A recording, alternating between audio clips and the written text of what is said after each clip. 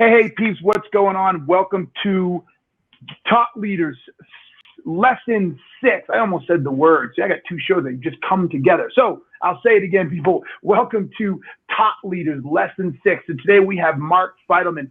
Top Leaders is all about giving you the lessons and the inside scoop on how to build success in the 21st century based on all the cool stuff you can learn and not taught. Look, it's changed. The world has changed. There are people out there who are killing it and crushing it using new tools. And we wanted to give you the insight to what they're doing so that you can do it too and you're not left behind. So let me welcome Mark Fidelman. Mark, welcome, my man. Hi, Jim. Thanks for having me. It's Fidelman, by the way. I think you forgot. I did. You know what's so funny? I did. And when I was writing, I'm like, it's Fidelman, but I always call you Fidelman. I don't know why I do that, because it sort of looks like, I guess. I don't know. But I take it back, Fidelman. And you can call me Keenan instead of Jim. How's that? I usually do. See, we're all screwed up today. We're all screwed up. Listen, for those of you who don't know who Mark is or Fidelman is, Mark is the author of Socialize, which is a dope book that came out a few years ago. He is the CEO of Evolve. He is a Forbes contributor. He has a fantastic Udemy class on building brand you. I actually mentioned it in the back of the book.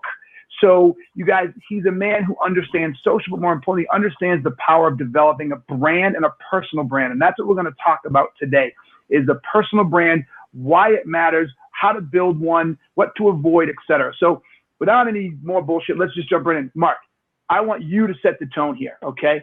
Because we hear a lot of talk about this idea of what personal brand is. What is personal brand and why does it matter? Okay. Well, I happen to agree with you, Jim, and on a lot of different things. So first of all, building a personal brand, which to me means, well, how do people feel about you? What do they recognize about you, or what you represent, and all the things that you are known for? That's what I consider a personal brand when you get into the concept of a product or service that you personally provide. And usually it's information, right? Like a Tony Robbins, everyone knows what he does. He's about motivation. He's about a lot of times about entrepreneurship.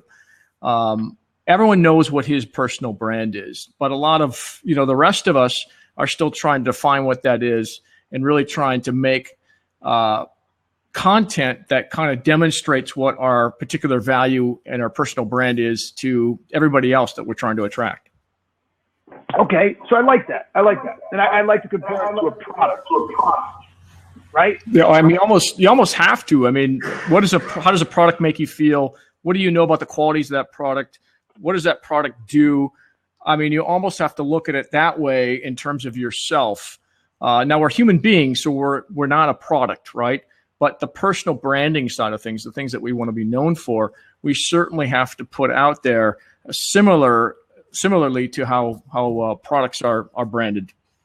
Yeah, and I'd like to add to this in some of just 2 sentences. It's not just what we're known for, but it's what does our name conjure up.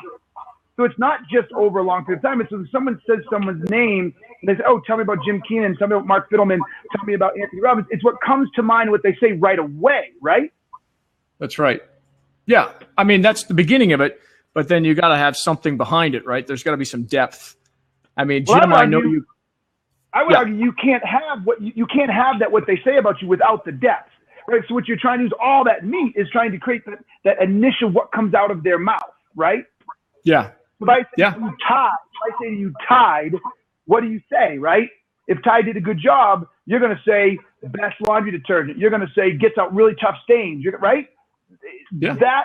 It's years of doing it. It's that soundbite that someone says about you, or someone hears your name. It's what they think and feel about you instantaneously, right? That's right. Okay. Yeah, that's what you want to get to. Yes. Good. All right. So here's the next question. I want you to go deep on this one, okay? Why does it even freaking matter? My dad didn't have a brand, right? I didn't have a brand for the first 10 years of my career, and I did really well. Why does it matter?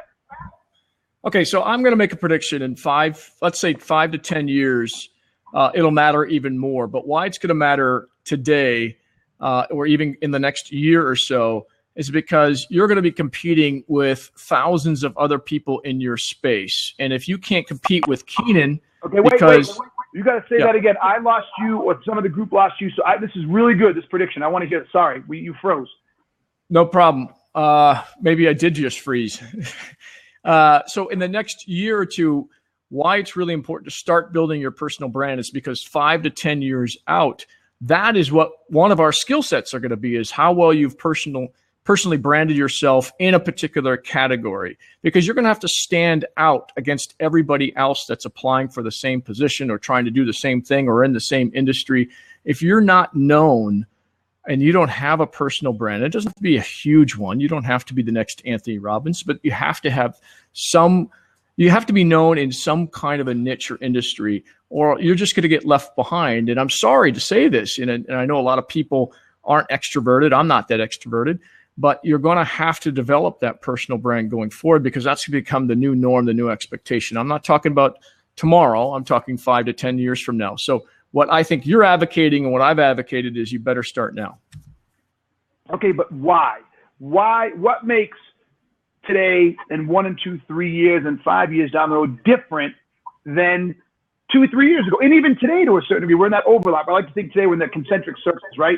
As I say in the book, we're moving from the industrial age to the information age, but we're not completely there. A lot of the old, you can still get by on the old school stuff, but why? Why is it? What's changed? What's making it so different? Well, what's changed is there's so much access to content that anyone in the world can put out and be seen by other people, that it's becoming the new norm. If you look at, numbers on Facebook, Twitter, Snapchat, YouTube, I can go on and on, Pinterest. It's easier than ever to make your mark in the world, whether you're focused on an industry, whether you're focused on your own products, whatever you're focused on, it's never been easier.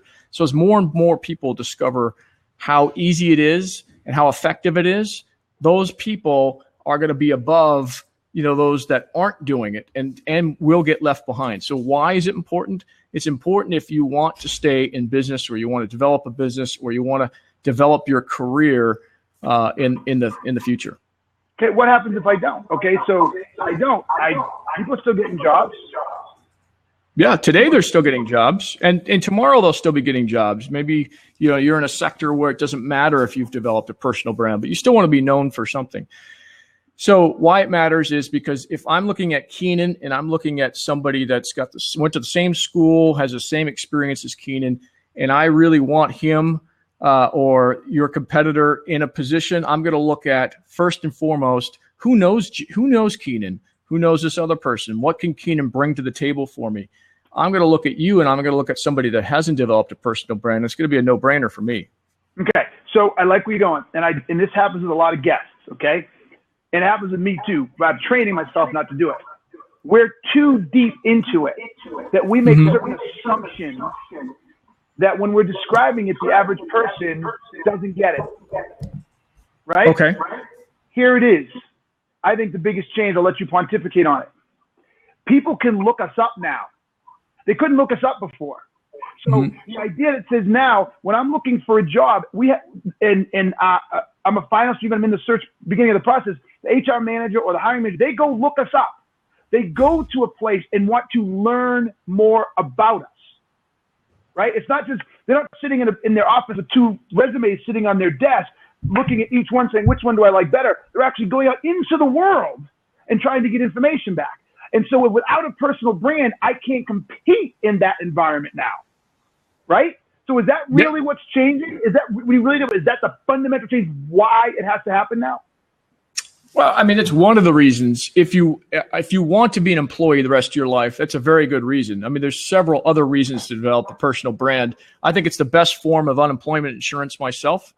But I think, developing a personal brand pays off in a lot of different ways. You'll find people coming to you out of the blue with real opportunities. That happens to me all the time. I know, Keenan, I came to you when I didn't know you because you developed a personal brand and we hired you to do things for us. So you'll never know until you do it. But once you start doing it, you'll see the benefits of it. That being said, it's not easy. More and more people are starting to do it. And it's becoming noisier. So you have to get more and more creative or find a sub niche. But I don't think there's an excuse for why you don't do it going forward. Okay. So what I like you said here, and it's a good segue, because I really wanted, the first question is, why do we have to do it, right? that has to do it is because we are becoming, what I like to say is we're becoming Google bitches. We won't do anything if we can't find it on Google. I mean, I wish I were a psychotherapist or a sociologist or someone and could do the research and have the time, because there's something real happening and they're going to talk about this someday. But I believe, without quantifiable evidence, that when we search something, if we don't find it on Google, it creates a visceral reaction that says, what's wrong?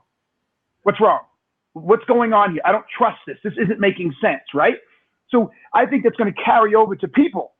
And so if I'm looking at all these candidates and I put your name in, I can't find you, and I see like 1 or 2 connections on LinkedIn and nothing updated and nothing anywhere else. I'm okay. Whoa, this guy's supposed to be so great. Why can't I find anything on him? Right. So I think that's the have to reason, to just keep people from freaking out and not wanting to, basically get scared if they can't find you. Now, what you just segued into is the other part that says all the benefits of doing it. Right. So let's talk about the benefits, and I want to bring us back and start talking about how we do it. But let's talk about the proactive benefits that you talked about. Let's go deeper into that, people finding you and stuff like that. Yeah, I mean, well, for example, if somebody on LinkedIn is looking for somebody with my skill set because of what content I've developed there and because of the videos I've shot and because of all the articles I've written, chances are I'm going to come up high on that list if I filled up that LinkedIn profile the way you should. So I'm nearly every day being asked to do something, or some companies asking to hire us, and that's just on LinkedIn. You bring up a good point about Google. I couldn't agree more. You've got to be found on Google. When somebody's typing in your name, you better have enough search results, and it better be information that you want to be known for. You don't have to be out there like Keenan is, but you have to develop some kind of reputation, some kind of personal brand, so that when people do Google your name, that information's there. To Jim's point earlier, if it's not there, like when people try to friend me on LinkedIn and they've got 3 friends and it looks like they've got a bunch of experience, but nobody's endorsed them for anything. I don't friend those particular people, because I think the first thing they'll do is pick up the phone and try to sell me something. So I think that's going to translate. I don't think it's going to be 10 years. I think it'll be 5 years from now when we start to see, hey, if you're not being found on Google, on LinkedIn, on some of these other social networks that are emerging or have emerged, you're going to have a real uphill battle. I love it. I want a virtual hug, baby. That was big. All right. So I love this. This is so good. All right. So then how does someone go about building their own personal brand? And I'm going to go a little slower here than I normally do, because I think it's so critical, and I don't want it to be as esoteric, I think that's the right word, or pie in the sky. I really like this to be, substantive. So how does someone go about building a personal brand? What would the framework be first? Wow, I wish I had my notes in front of me for this one, but the framework is, I look at 3 concentric circles. And in the first circle, I say, what are you passionate about? And the second one, I say, what are you good at? Right? Because passion and good, I mean, I'd love to be an NFL quarterback, but there's no chance that I'm going to be an NFL quarterback, especially since I'm beyond the age of NFL quarterbacks. I'll be a running back, so we can start our own league. Right. So that's number 2. Number 3 is, what can you make money at? I mean, there's a lot of things that you can do. You can be an artist. You can be a very good artist, but are you going to make money being that artist? So I would recommend they go into graphic design, maybe, for example. But you got to look at those 3 concentric circles, and you have to first select, what can I do that I'm good at, I'm passionate about, and I can make money from? So those are the 3 that I advise people. And then you have to kind of look at what all the other brands are out there, and you have to decide how you fit in to this ecosystem of people like Keenan that are already out there talking about 1 or 2 different things. And it could be a stylistic change. It could be personality. It could be something you focus on, but you want to be differentiated. You want to be known for something different than everybody else, because you don't want, the idea is not to blend. The idea is to differentiate and be known for something. And then, it's a matter of putting out, and I'm fast tracking this whole thing. There's a lot more you can do. This is why I did the course, actually, because I was asked this question a number of times. And then what you got to do we'll put a link here for people who want to go check out the course. It's worth it. Okay. And then, you got to figure out how your target audience consumes information. Is it video? Is it blogs? Is it podcasts? And then you have to develop, a succinct and timely and consistent forms of content on those channels, and you just got to keep going and keep going, keep going. Do you know that Gary Vaynerchuk, it took him 18 months to finally break through after doing a video a week? So none of this is video easy. A day. A video. Yeah, that's right. It's a video day. Yeah. 100 before he finally blew up. People don't understand the consistency element, and I talk about it in the book. Once you, and this is the create content, which I've got episodes coming in the future, but you're nailing it. You sort of can't break the two apart. You have to. It's a lifelong commitment. But yes, keep going. Yeah. Well, I mean, and from there, you got to make sure that you're measuring and you're looking at the audience, what they like, what they don't like. You got to be. It's Darwinism. You've got to be changing and updating, experimenting until you hit your niche and hit your stride. I don't know how to tell you to do that because it's going to be different in every single niche, but that is a consistent formula that I've seen from each of these people that have been able to do it over the years. Okay. All right. So I really dig this. I like what you're saying about this idea of the three concentric circles. And I believe I have this in my book. Kiki just brought it to me. Thank you, Kiki. So, and I think I have it in the brand section. So if you have the same thing, I can't believe we're on the same page. I love that. Let me see if I can find it and show everybody. While I'm looking for that. So if that's what we're going to do, let's take it down another layer and let's figure out how does someone decide? Let's start there, right? Here, is this the one you're talking about? You love it. You have passion for it. The world needs it. Is that the one? Well, you got 4, so it's probably more advanced than mine. Mine's really 3, but okay, you got to be good at it, passionate about it, and you can make money from it. You probably have a 4th there. You love it. The world needs it. You get paid for it. You are great at it. So yes. All right. So I love it. More detail. Well, I had a little extra time. I'll try to write a book. You know what I'm saying? Plus, to be honest with you, the concentric circle piece, I can't bullshit. I found that on the web and then adapted it. So I can't take full credit. All right. So how does someone do this? So I'm sitting here and I'm listening to this, right? And I'm an accountant. I'm a stripper. I don't really care what it is. I'm a parking attendant. Whatever. It's whatever I want to do for my life, whatever I choose, right? How do I begin to say, where do I start? How do I define some of these things? What should I do? Well, if you want to move away from those positions, stripper, parking attendant, and toll collector, is that what you're saying? Yeah. Or you want to stay in them? No, I'm in those. I want to stay in those. I want to move to something else. What do I do? Okay. So if I were advising you, Keenan, I would say write down the 5 things that you enjoy most. And that's just a kind of a framework. So I want to know, okay, are you passionate about sports, for example? Okay, let's say it's sports. Well, what sports specifically? And then you write down that. And then I say, what are your skills around sports? Obviously, if you're a parking attendant, it's probably not going to be playing the sport, but it could be writing about it, talking about it, listening, whatever skills that you have that are around it. And let's find something that you're actually good. And let's just assume, for the sake of argument, you're good about talking about it, and you're okay being on camera. Even if you're not okay being on camera, eventually you will be. The more you do this, the more comfortable you get. And then I say, okay, just amongst your friends, shoot a video about sports, about the sport that you're passionate about, and get feedback from them. And so there's these little tests that you do, and eventually your friends are going to say, okay, well, you're good, but you're really good at this, and just focus on this particular area.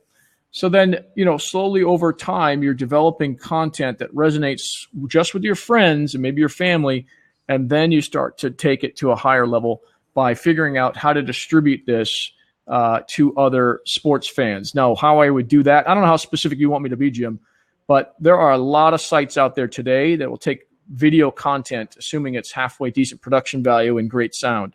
So you start by guest posting or guest video blogging for a lot of different sites that are out there, or you can set up your own Medium blog or your own YouTube channel. There's never been a time getting seen or noticed is not the issue here. It's getting distribution once you're up on social media or once you're up on someone else's site. And that's a whole nother discussion around distribution, but there's a lot of strategies about it. Let me flip it. I'm going to say getting distribution has never been easier, right? Medium, YouTube, I can distribute like nobody's business, right? Getting seen through that distribution. Yes. Yeah. Yes. Yeah. So I'm gonna throw a piece in here, and I'm gonna let you take it to the next step, because I don't think it's talked about enough. And I created 2 separate chapters on it, but it's relevant here.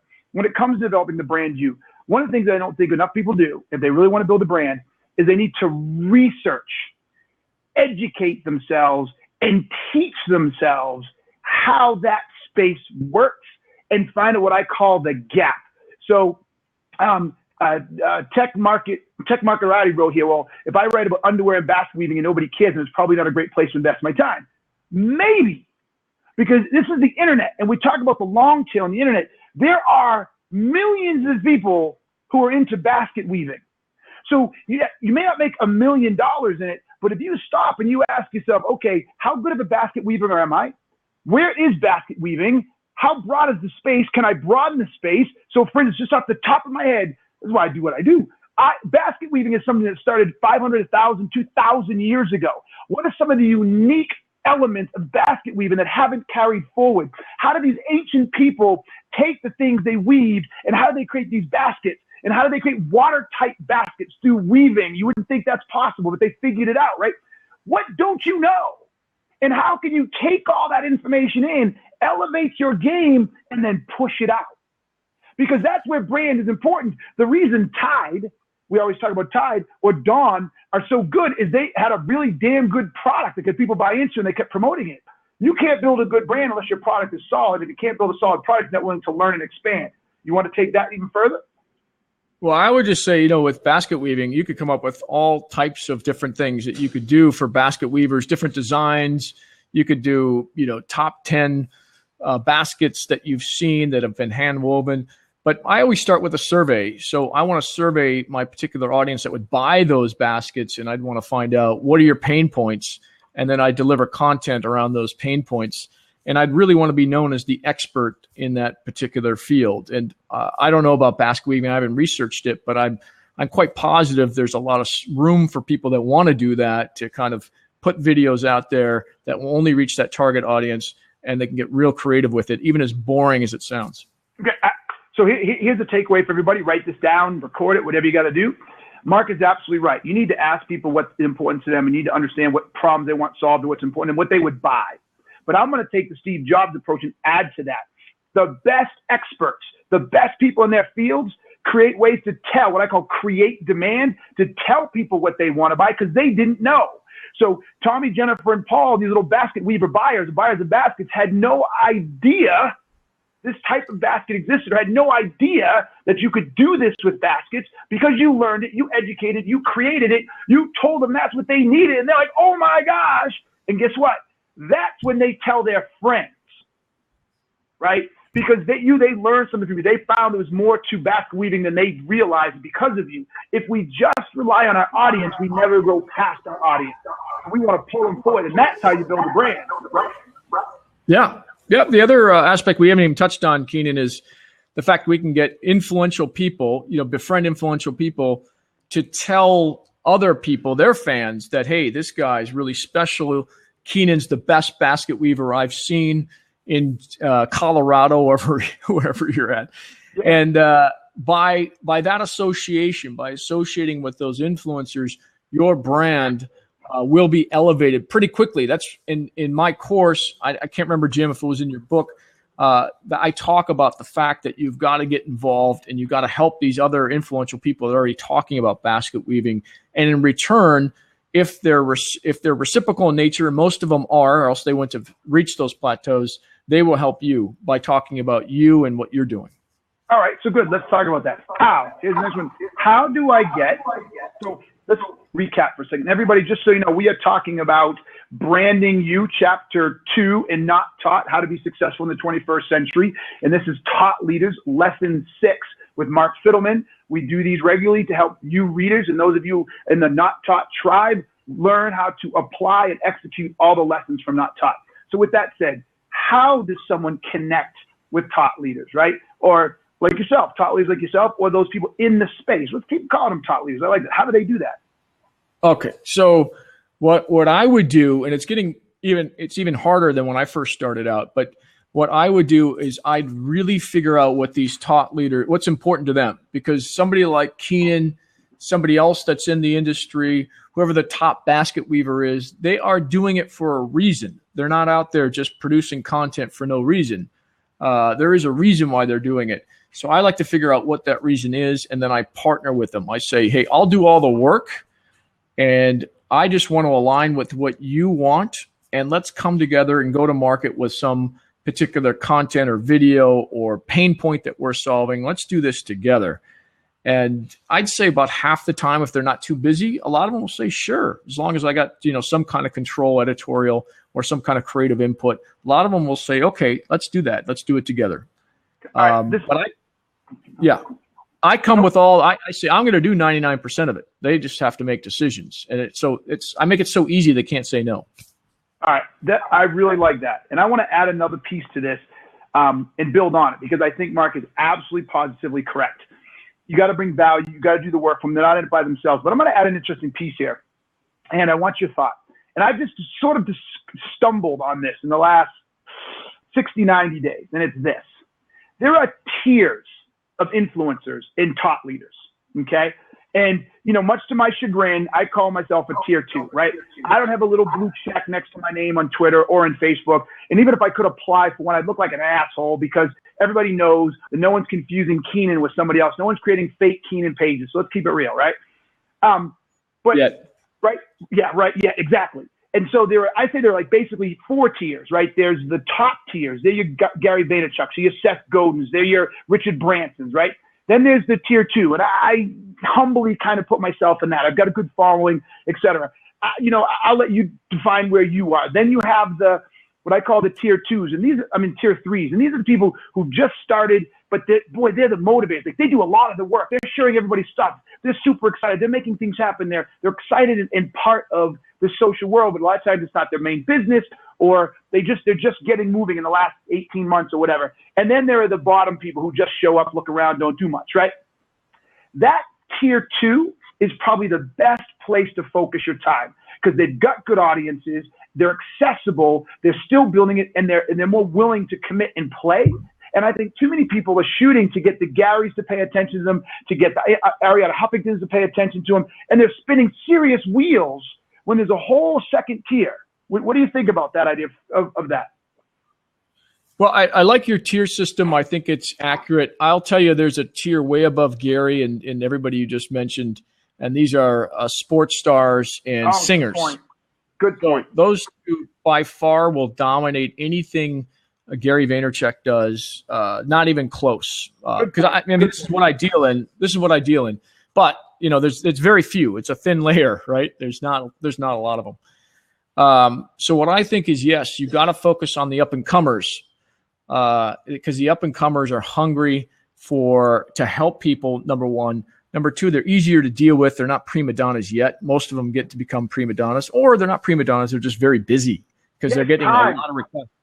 Yeah. You think Keenan and I get a lot of requests. These people, you can multiply it by 50. I'm dealing with, this is public. I'm dealing with an Ellie Goulding campaign right now. She's got like 5 or 6 people that are handling her stuff. There's no possible way you're going to get her to do anything. I wouldn't even waste your time unless you get a lot of money. And that's not to say she's money hungry. It's just that just kind of gets you in the front of the line. So I would focus on the up and comers that really have something that they're talking about, they're preaching. It's similar to what you're doing, and then do 99% of the work and partner with them. Let them make decisions. Have some creative control, and that is the first step to getting right on par with those individuals, and do it 10 to 15 other influencers as well, and you'll be well on your way. Yeah, that's fantastic advice. And again, if we're talking whether it's basket weaving, whether it's sales, whether it's personal branding, whether it's skydiving, I don't really care. There are communities, because we haven't even said this word. This is really interesting. Back to that piece I said you earlier, we get too close to it. We just assume everybody understands. We're talking about communities here, people. Keenan and Fidelman are basically unknowns in the world of basket weaving. We're unknowns in the world of motocross. We're unknowns. So this is about finding your community and embedding yourself inside your community, embedding it so that you are completely enveloped and part of that and working your way up. So with that said, there's a question here, and I want to take this question. Where is it? Phil Keenan, I thought this was a great question, and I don't know how to put it into the question section. Kiki, if you know how to do that, go for it. It says, what's your advice to someone that just graduated college? I hire sales professionals sometimes in their first job out of college. They have little to no experience. Can they build the brand without being a true expert? You want me to take it? Absolutely, okay, yeah. I'll take it. I wouldn't shoot for expertise. Honestly, I'd probably shoot for entertainment. I mean, you could be a sports star. If you're a sports star, the rules throw out the rule book because you're in a different space. Same thing with singing, which are the top two. Maybe acting you could throw in there as well. But, those professions aside, I would shoot at that age for more entertaining. You're not going to be the experts. You're not going to have the sales experience that Keenan's going to have. It's just not possible. I go back to when I was 22 or 23. I know so much more now about sales and marketing that I did then. I wouldn't even profess to be an expert in it. Now, I'm thinking out loud. One caveat is if you're like one of the first users on a Snapchat, you could talk about Snapchat, or you could talk about some technology that the rest of us haven't been exposed to. You could become an expert that way as well. So, wow, these are live. I'm contradicting myself, but I feel like I should be fair.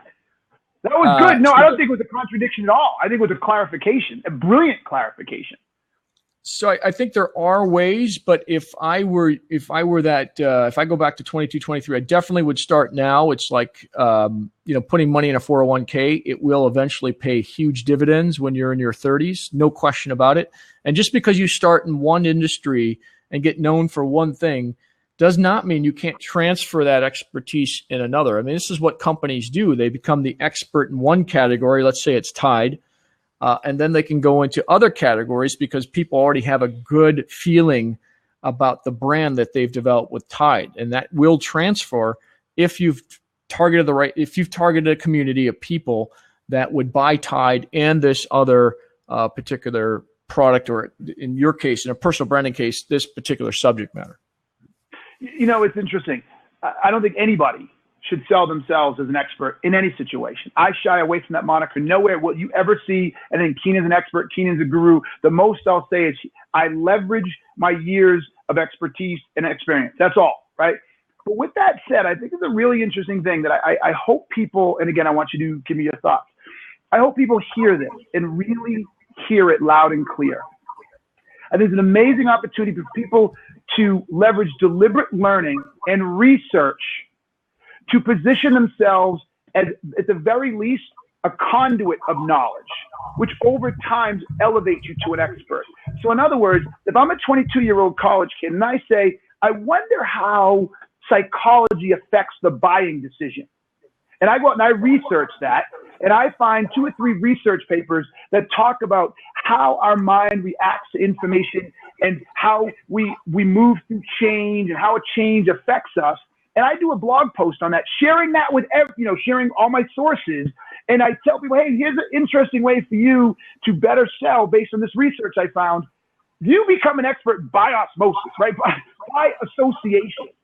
And you didn't have to know that at first. You just had to go and do the research and then share it. So tell me, what are your thoughts on that? Because that's not something everybody can do.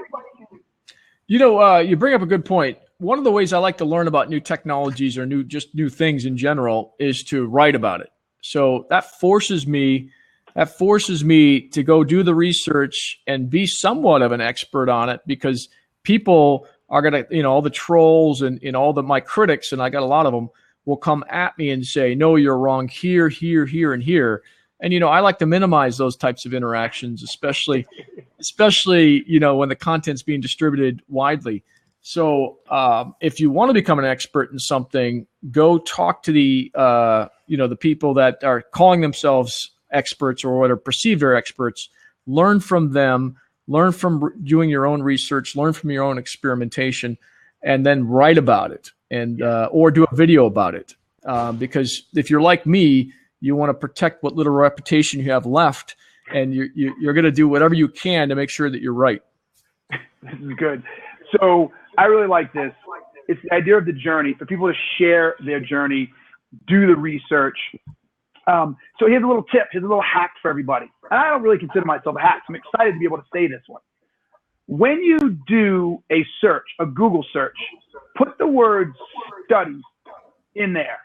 So if you say, psychology and sales, and then put study or research, it's amazing. I didn't really realize this till a little while ago that Google actually separates these out, and they will take you to all these PDFs that you can download that he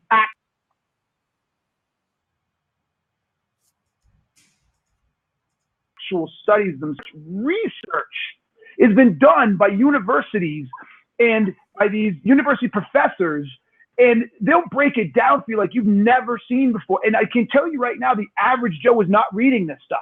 It's not finding its way into the average Joe's hand. And you can take all kinds of research studies that are out there and attach them to sales or whatever it is that's interesting to you, right? So guys, this is a little hack. Put study or research paper or whatever in your search next to what you're searching for and see if it pulls something out. You'd be amazed. So, all right.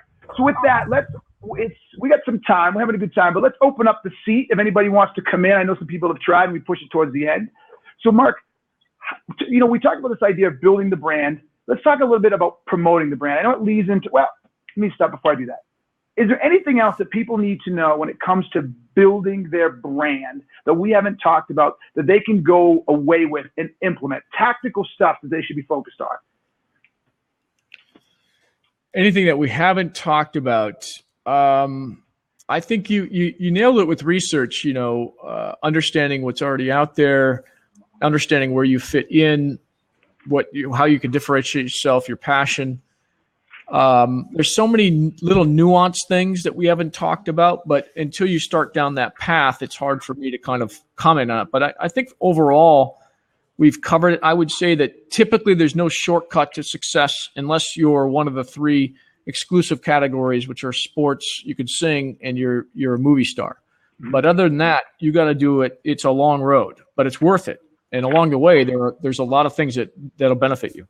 Okay, here's one. I think I talked about this last week on The Word, but that's a different show. And it's in the book. Yeah, you think I'd remember this stuff. I had to look it up.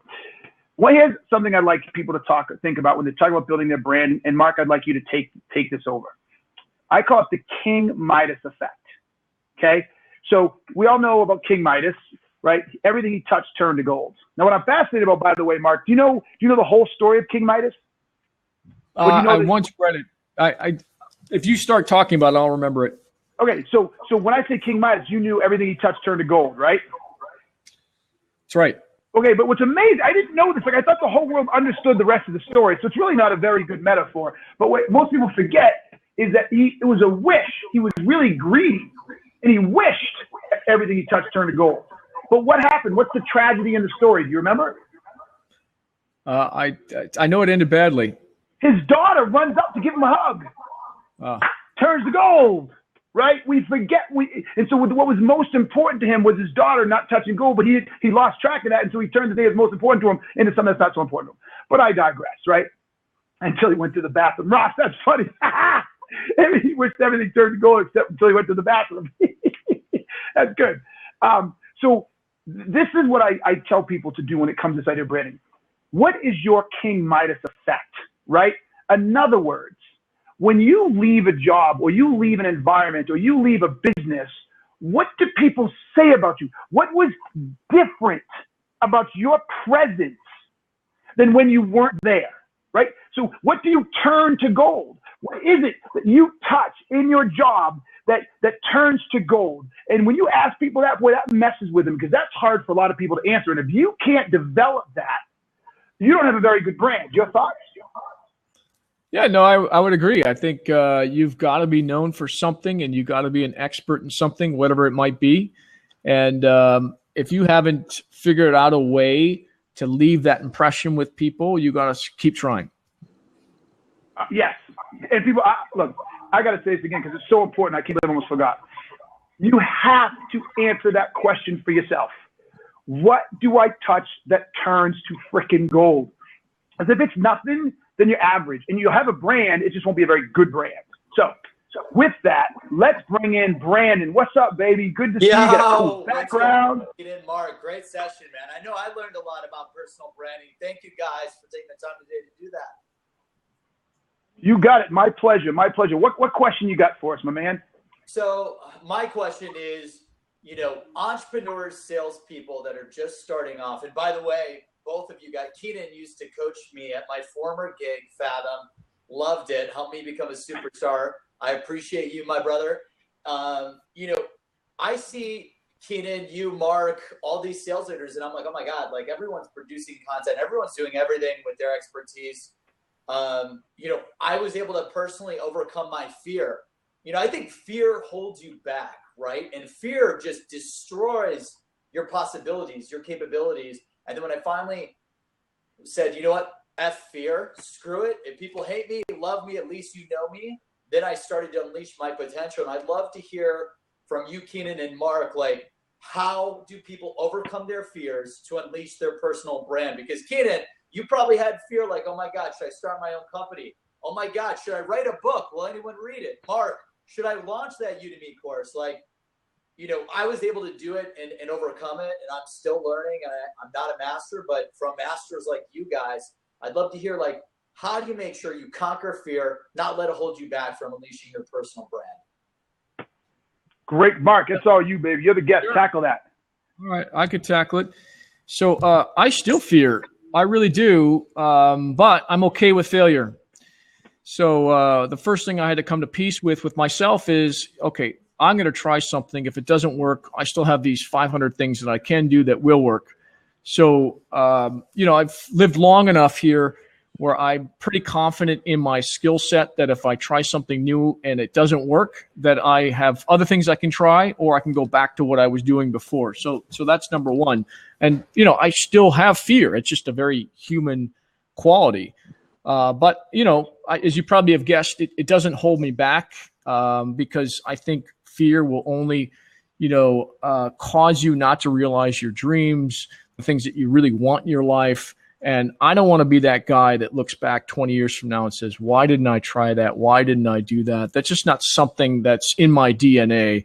But rest assured, I still feel the same fear everybody does, either on this panel or anywhere else. There's a lot of fear in me, but that's also my motivation too. Yes.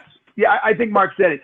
You can, I guess, using your words, you can conquer the fear. And this is a fantastic question, by the way. I like to say manage the fear.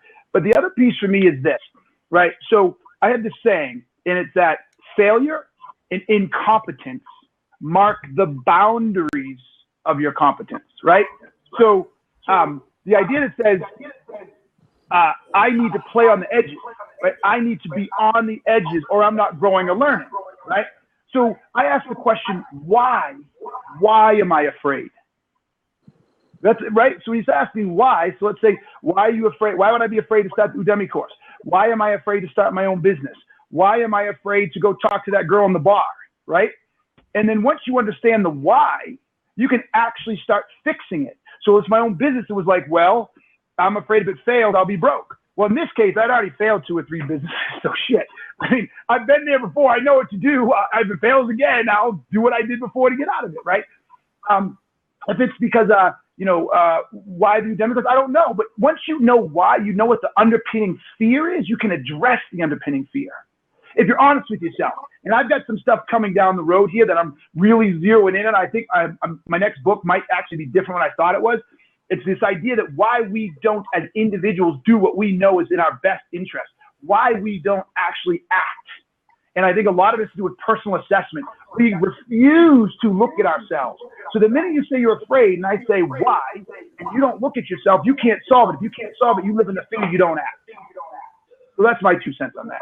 Yeah, and no, great comments from both of you. And I think, Keenan, as you had mentioned, like, hey, fear, it's obviously something you don't know. So it's probably a time to start skilling up. For example, like, I've never raised 7 or more figures before, and we're doing a big fundraising. I'm scared of that situation, because I don't have the knowledge. Yes. I don't know, like, what are the best practices to fundraise? How should I fundraise? What should I say to investors? Do I go after angels, venture capitalists, whatever it may be? But with that fear, knowing that, okay, what do I need to do? I need to read 3 books on fundraising. I need to read 5 books on prospecting investors, or maybe it's, how do I acquire my first 100 customers? Totally aligned with you. Like, fear is an indicator that we obviously don't know something, or we're not something we need to do. Yes, I will give, and then we'll bring in our next call. This is a great question, but I'll give a metaphor, and Mark, I'll let you close it out. You guys, look, I'm a big skier, for those of you who don't know, and one of the things, I still think I'm 22, even though I'm freaking 48, and I'm trying to go invert on skis, and I'm trying to do what's called a mute grab 360. I'm boy with those. I look at that jump, and I get scared shitless. I'm looking at a 15, 20, 30-foot launch, etc. I'm thinking I'm going to land on my head. I'm going to come up paralyzed. So I do a lot of work in the gym on trampolines, and I haven't got it this year, but this year my jumping is 10 times better, and I'm not as scared. I'm not as scared because I've associated my body with being in the air. My body has a better understanding of what happens. I have a better grasp of what's going on, and I haven't fallen as many times. And when I have fallen, it didn't hurt as much as I thought. So you nailed it, my man. Fear is the recognition of the calling to say, hey, you don't know enough, or this is too unfamiliar, and the more you can familiarize, the fear comes down. That was brilliant, Brandon. That was brilliant. No, brilliant. thank you. By the way, dude, do you really so you like are a wicked snowboarder or what? Oh, come on. Say snowboarder again. I'll just drop you off this thing. Fucking snowboarding. Hell no. 2 is better than 1. Yes. Snowboarding all the way. Yeah, snowboarding.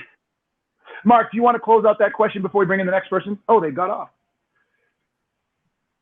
I will just add 2 cents. Other times when I sense fear or I'm fearful of a new situation, I surround myself with a support network or with experts in the field so that, you're going to get a lot of doubt, self-doubt. You're going to have a lot of, questions about what to do next. And the more you can surround yourself with experts, which is another reason why you should build a personal brand, because you're going to find those experts. They're going to find you. That helps me through these situations. And there's a lot of new stuff coming up the pipe. There's a lot of new things that are happening to me even today. But I have a great network of people I can turn to and say, help me through this, particular issue that we're having. Mark, Dude, that was awesome. That's great. Thank you so much. And, as far as unleashing your personal brand, I just follow you guys and then I just do whatever you do. And I think that's a great hack. Like if you see Mark just constantly posting videos, hey, all right, I'm going to post videos. If Keenan keeps blogging, I'm going to keep blogging. Like just follow the masters, see what they do and do it. And don't let fear hold you back. So, hey, thanks guys for holding me, having me. Love it. Not taught. And make it a great day, guys. Cheers. You too, baby. Thank you. Ross! What's up, party people? Hi, Ross. Welcome, my man. Welcome. Glad to have you digging the dope Superman shirt. Bring it. It is. Gotta flex it. No, I just want to. I know. I saw you go for the guns. It was funny you were talking, and my stupid trying to get my headset from all these controls to figure out how I could hear you. But I heard you were talking about skiing, and I used to snowboard professionally when I was younger, just out of school. Snowboard. And so here's the thing. So I know exactly. Like, actually, that's a hilarious thing because in reality, that's all about fear, overcoming your fear, right? But I tore my ACL and got injured, which kind of stopped my career.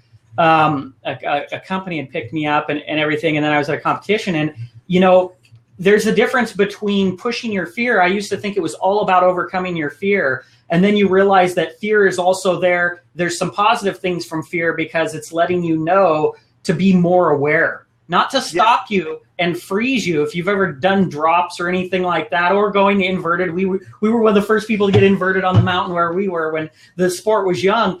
And the thing is that, there's that fear and part of it is telling you, you got to control it. You can't let it control you, but it's that fine line between controlling it. And it's the same for entrepreneurs. There's that line where you can't just ignore it because, some people are like, oh, I'll just da-da-da. And it's like, well, don't make dumb decisions. Research is great. Go in there and get stuff that you need, team with the right people. But at the same time, don't let it stop you. Don't be focused on perfection to the point that you're not doing anything either. So I think that there's that fine balance. And I think things like that, sports like that are great to teach you that, where it's like, I like to do impossible things because I've built the processes and I'm at the point I can do that thing. Like you see these young guys, you never see the pro skaters, snowboarders, whatever, who never made it. Why? Because they jumped down 10 stairs and broke their leg and they would have been pro and you never hear from them again. And the market just goes on without them. And it's like, who cares? Well, I've been there, done that. And the reality is that you have to say, okay, I did a 1-stair, I did a 2-stair, I did it. You got to build up, and you can do that by clustering your knowledge and getting around the right people. Make a schedule to be smarter, and every day, hey, what am I researching? Don't just do it per task and everything like that. Like, hey, this week we're going to learn about Instagram, and then get a knowledge cluster around that. So I have no idea if that even made context, because I came in halfway in the show. I just saw it, but I thought, hey, I loved it. I loved it. What I liked about it is you said use fear as a sign that's telling you something, and don't just ignore it because there are consequences. What do you think about that, Mark? Yeah, I mean, look, the reality is what separates, I think, people that are successful and those that aren't are people that figure out how to overcome their fear. You're going to have fear for the rest of your life. I'm living proof of that. But you develop strategies to kind of minimize the risks or to minimize that self-doubt that will develop in you, and it still develops in me today. And if you're able to do that, I promise you, not everything's going to work out, but there will be some things that work out that'll change your life indefinitely. So I use fear as a motivator, or I try to, but it still impacts me almost every day. Something I'd throw in on that is that I think sometimes when you shift the way you think about fear, it can make a huge difference.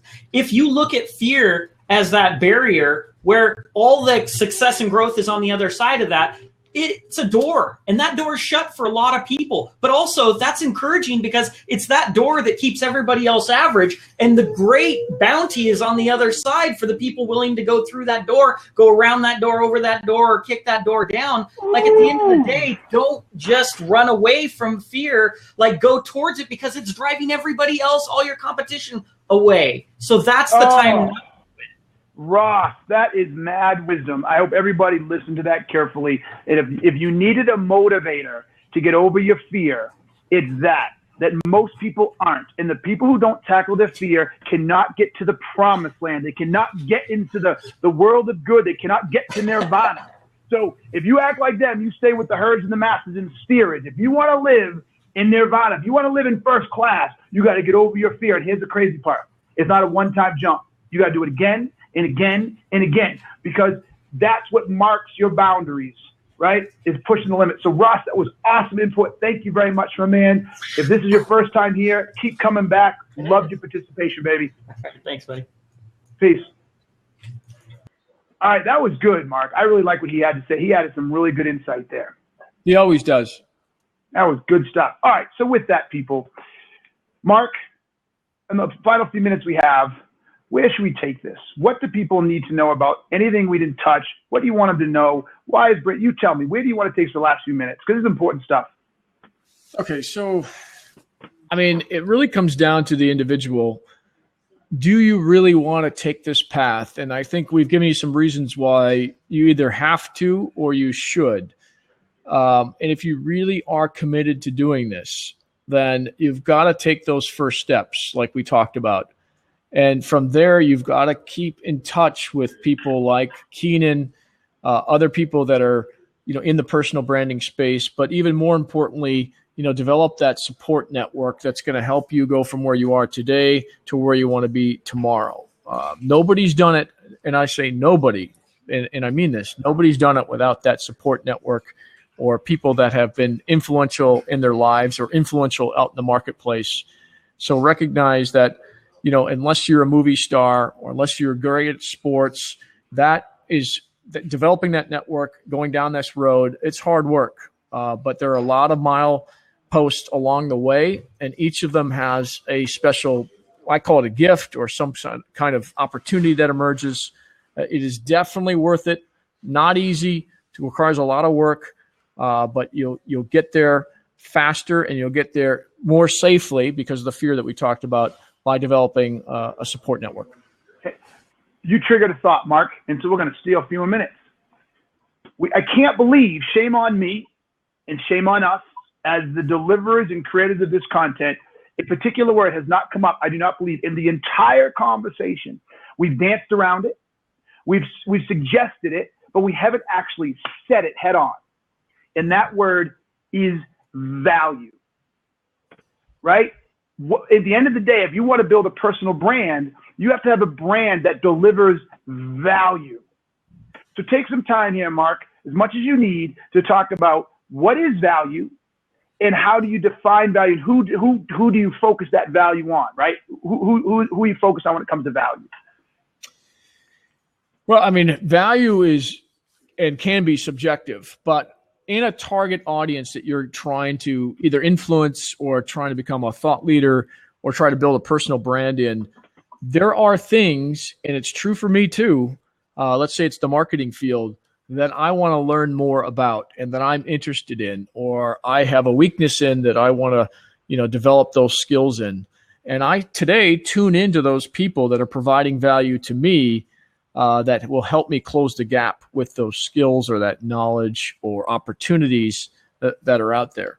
So you have to individually, if you want to go down this path, you have to find what value you're going to provide to the community, build the expertise or build the knowledge within that particular area, and then deliver it in ways that the target audience expects it to be delivered in.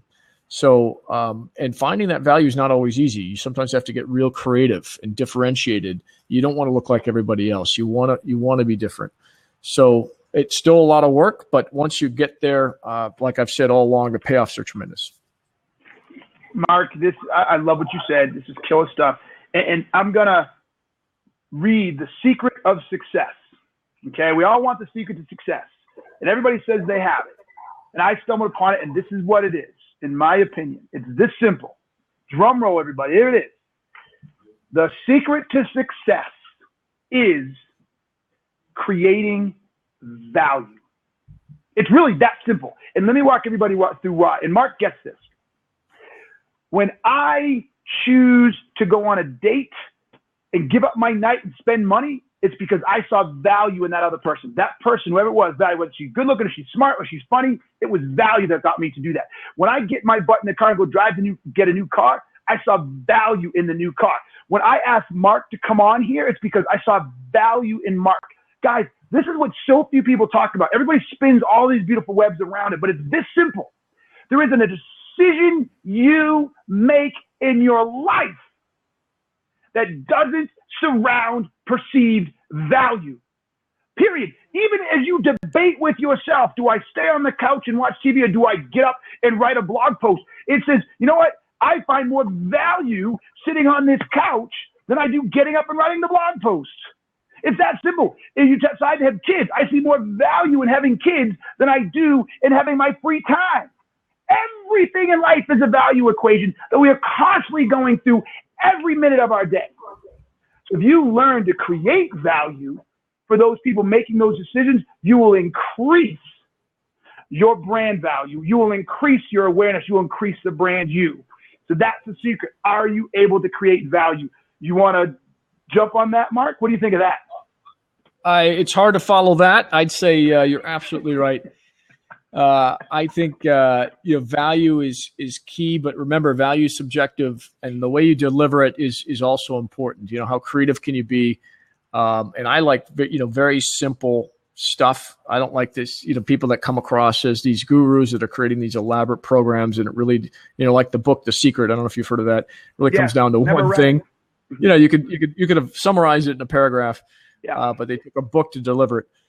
So people that are delivering that succinctly, simply, and with a lot of analogies, but it does come down to value. There's no question about it. Beautiful. All right. On that note, if anybody else, last chance for a question. If not, we're going to shut it down. All right, everybody, listen. I want to thank you very much for coming.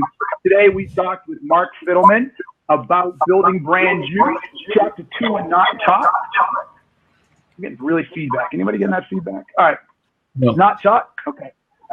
Where we talk about the lessons in the book and how you can build your own personal brand to accelerate your success in the 21st century. So with that, Mark, I really, really appreciate you coming. This was a fantastic show. We had a great audience. Thank you very much, my man. Thank you, Jim. Thanks for having me. Yes, and thank everybody else listen, for those of you on iTunes and listening, please do me a favor. Go and like the show or give your feedback. Leave some comments. Give them stars. If it's only a 1 star, I don't care. If it's a 5-star, I love you. But just give us some feedback. Let us know what we're doing. Help us spread the word because there's some good stuff on here. The 21st century has changed everything, and not enough people are getting the message. So as you Not Taught Tribe members, thank you very much. Until next time, I'm Keenan. Peace. I'm out.